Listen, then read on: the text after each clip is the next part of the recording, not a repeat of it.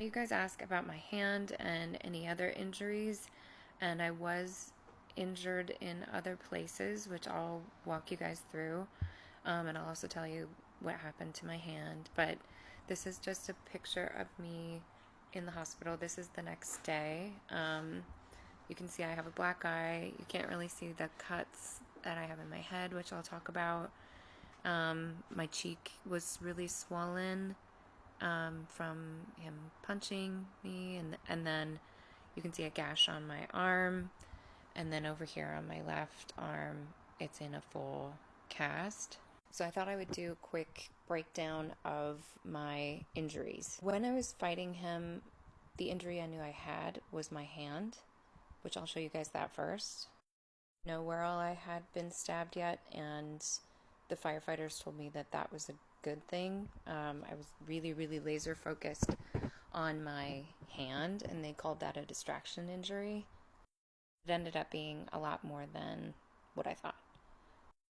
This is what my left hand and fingers look like now. So you can kind of see, it's hard for me to move these two fingers. You can see where they were cut. And this pinky finger, this is as much as it will do. It kind of just, curls under. She curls under like that. I got this ring because I was talking to a therapist, like a therapist that specialized in body trauma, and she recommended that I adorn this finger with diamonds, which I thought was really cute.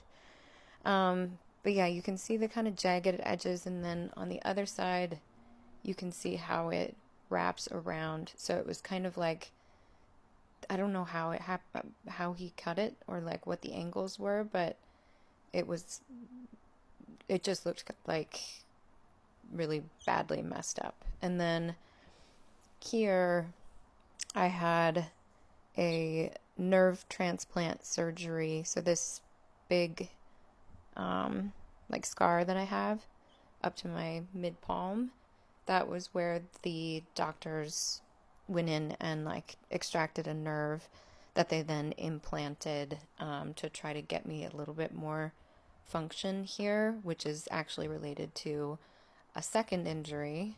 So the fingers were what I saw. The fingers were what I knew when I was fighting. But if you guys remember, I said that when we were fighting, I felt him hit me in the head with something that I thought was the butt of the knife, and it felt like bop bop. That was actually him stabbing me in the head with the knife. Let me see if you can see. You can see my white hair. But there were two cuts up there. And I didn't know when I was fighting that was bleeding. But I'll do another video that's about like calling 911 and like figuring all of this out and how that unfolded and calling the police and how they caught him. So there was my fingers, there was my head, and then on top of that, when we were fighting, my right forearm had, I think, like a 4 or 5 inch stab wound in it, which I didn't see that. I didn't really process that until maybe an hour or so later.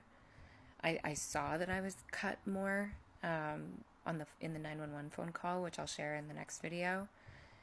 And also tell me if you guys like if that's too much. Like I obviously like this for me is a story that I'm really accustomed to, and I'm gonna feel it differently than all of you guys. So if you guys are like, oh my god, please don't share the 911 call, please put that in the comments because I'd like to hear if you don't want to hear it. But in that call, you can hear me say, oh my god, I have a lot of cuts. I have a lot of cuts everywhere. And that's when I saw my arms.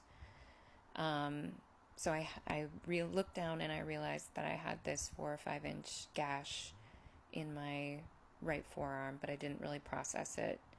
And then I also was cut on my left bicep or tricep, I guess. Another 4 or 5 inch cut, stab wound.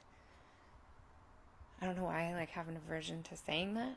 And then my elbow was also cut, and that one's probably the hardest to look at, like the actual photos of what it looked like, because it was cut all the way down to the bone. And again, like I know that these injuries to my arms happened while we were fighting like this.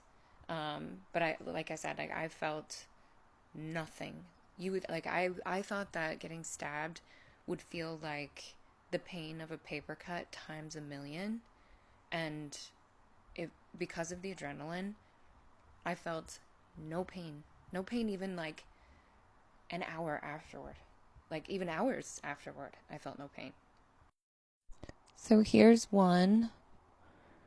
You can see it's all healed up. This was 6 years ago. And here's the other one on my forearm, and then that's just I was playing with my cat. And then the elbow one is a hard angle to show, but I petitioned the city to get all of the evidence, all of the video evidence, all of the photo evidence, all of the audio evidence, all of the as much as I could get, just because it was like, this is my story, this belongs to me. So I have all of it, but I wanted to ask you guys, similar to the 911 call, like how much is too much? Like, do you guys want to see that stuff? Do you want, like, is it helpful or is it hurtful? And like I'm happy to share it. I think the value in it is seeing how badly I was hurt and it didn't hurt at all, or like how badly he cut me and that it didn't hurt at all, and that I'm okay. That like I think a lot of women are afraid to fight back because, I was, because what is it going to feel like to get stabbed? And amongst 1,000 other reasons why you wouldn't fight back. But I think, to me, seeing the severity of the injuries and knowing that I felt zero pain whatsoever it's comforting, in the sense that, like, if you do get hurt, you will be okay. I also, like, I box and I work and I type on a computer, and I am able to live my daily life with like reasonable accommodation. I'll never get full function of these fingers back, and that ended up being something that was like added to the list of charges. I also think the images are helpful, or the way I could see them be having a positive impact is just knowing like what you can go through and still survive, like that bargain that I made in the moment where I had to choose whether I was going to try to survive this by fighting or try to survive this by freezing and floating away, which is another very valid way to survive this. And I made that bargain that if I'd be willing to give up my arms to save my heart.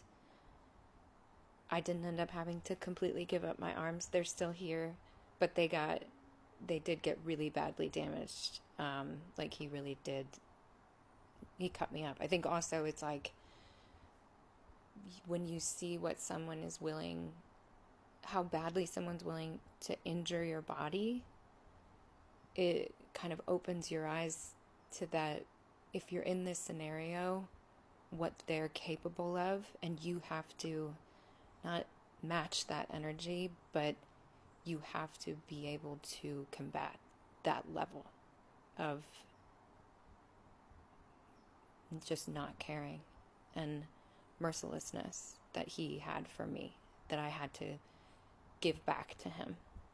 Let me know if the 911 call is too much, or if pictures of injuries are too much.